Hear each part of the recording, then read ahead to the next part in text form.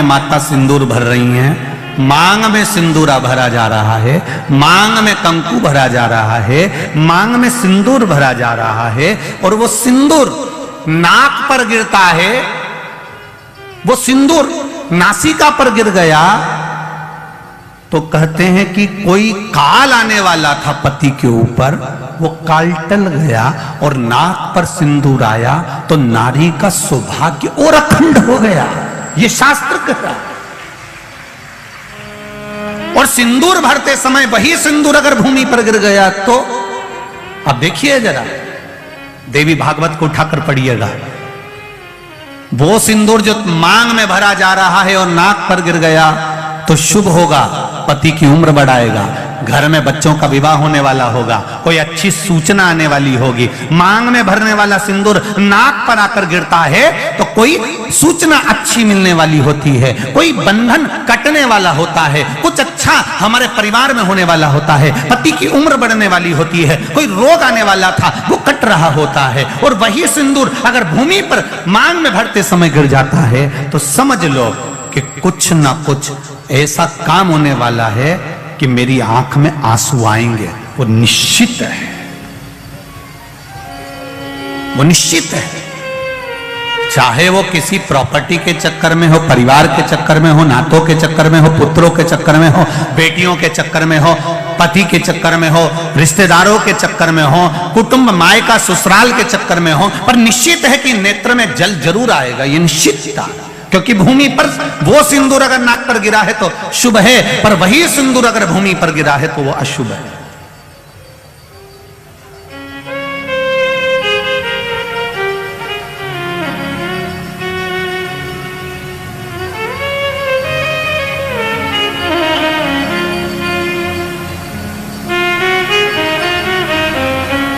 बहुत ध्यान देना जरा, प्रसाद शिव महापुराण की कथा चल रही है।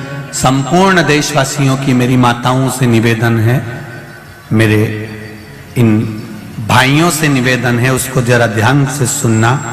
आप सालासर बालाजी गए, आप मेहंदीपुर बालाजी गए,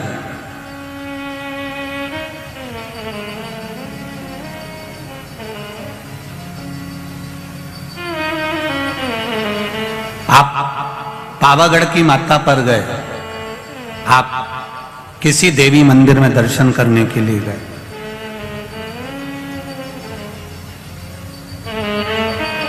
वहां से उन्होंने हनुमान जी के मंदिर का सिंदूर लिया और तुम्हारे माथे पर लगा दिया। समझना जरा कथा को बहुत अच्छे से। उन्होंने हनुमान जी का सिंदूर लिया, तुम्हारे मस्तक पर लगा दिया। अब मस्तक पर आपने अगर सिंदूर लगाया है और हनुमान जी महाराज का या देवी जी का या भगवान का सिंदूर आपके मस्तक पर लग गया है तो वो सिंदूर कम से कम शास्त्र कहता है 2.5 घंटे तक आपके मस्तक पर रहना चाहिए। कितने घंटे तक रहना चाहिए? जम के बोलो जरा। 2.5 घंटे तक रहना चाहिए। कारण क्या है? भगवान के चरण का अगर कोई कुंकू या सिंदूर हमारे मस्तक पर लगाया गया है, वो 2.5 घंटे तक रहे, उसके बाद उस सिंदूर को किसी नैपकिन, कपड़ा या अन्य चीज से पोंछ देते हैं। पोंछने के बाद वो गलत जगह पर टंग जाता है, लोग उसका गलत हाथ का प्रयोग कर लेते हैं। वो जितनी जगह गलत जगह जाता है उतना दोष हमको लगते चले जाता है। इसलिए सिंदूर का क्रम है कि कोई पुष्प है, उस पुष्प से उस सिंदूर को लगा लिया जाता है, कोई पत्ती है उससे सिंदूर को लगा लिया जाता है, उस पुष्प को फिर विसर्जन में, अगर विसर्जन में नहीं रख सकते तो अपने घर में जो गमला होता है जिसमें पौधा लगा होता है, उस पौधे में उसको डाल दिया जाता है, जिससे वो सिंदूर उसमें मिल जाए और हमारे घर में सदा रहे। पर हमने कोई टाविल, होटल में ठहरे तो होटल के टाविल से पोंछ दिया, कहीं ठहरे थे तो दीवार से पोंछ दिया, कहीं लगा दिया, उसका दोष है, उसका दोष।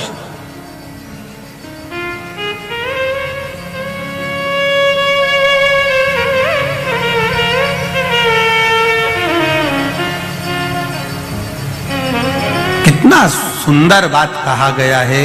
नारी मस्तक पर मांग में सिंदूर भर रही है, नाक पर गिरा शुभ है, जमीन पर गिरा शुभ है, जमीन पर गिरा वो अशुभ है, पर मांग का सिंदूर नाक पर आया। इसलिए आज भी बिहार में जो लोग राजस्थान में, बिहार में, मारवाड़ में इधर उधर अगर आप लोग जाते होंगे तो जब कई बार आपने देखा होगा, आप जाइए जरा कहीं योग लगे तो दादी रानी सती के मंदिर पर जाइए, या आप कहीं झुंझुन जाइए, कहीं आप बिहार साइड, उत्तर प्रदेश साइड में जाएंगे तो माताएं जब मांग भरती है, जब वो छठ की पूजन करती है, कोई बड़ी पूजन करती है, तो सिंदूर थोड़ा सा नाक पर लगाकर सिर तक लेकर जाती है। चाहे बंगाल साइड में चले जाओ, चाहे आप यूपी में, चाहे बिहार में चले जाओ, नासिका पर सिंदूर का भाव आ जाता है।